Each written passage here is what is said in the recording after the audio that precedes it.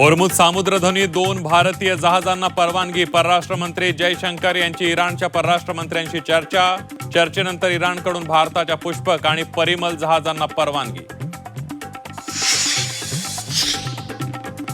होर्मुझ सामुद्रधुनी भारतीय जहाजांसाठी खुली. जयशंकर यांची इराणच्या परराष्ट्र मंत्र्यांसोबत चर्चा झाल्यानंतर निर्णय. भारताचे 2 तेल वाहतूक जहाज मुंबई.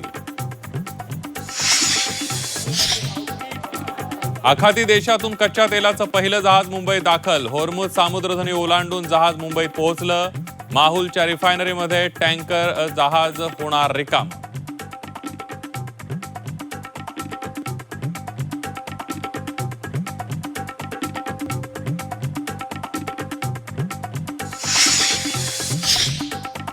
टंचाईमुळे मुंबई ठाण्यात गॅस सिलेंडरचा काळा बाजार तेजीत. तब्बल 4 ते 5 हजार रुपयांना सिलेंडरची विक्री.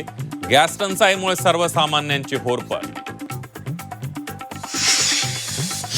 कोल्हापूर, सोलापूरसह अनेक ठिकाणी सिलेंडरसाठी नागरिकांच्या रांगा. पोलीस बंदोबस्तात सिलेंडरचं वाटप.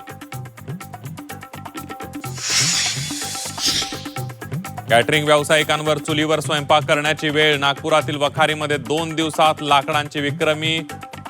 30 ते 40% विक्री वाढली. 4 ते 5 रुपये किलो मिळणारं लाकूड थेट 8 रुपये किलोवर.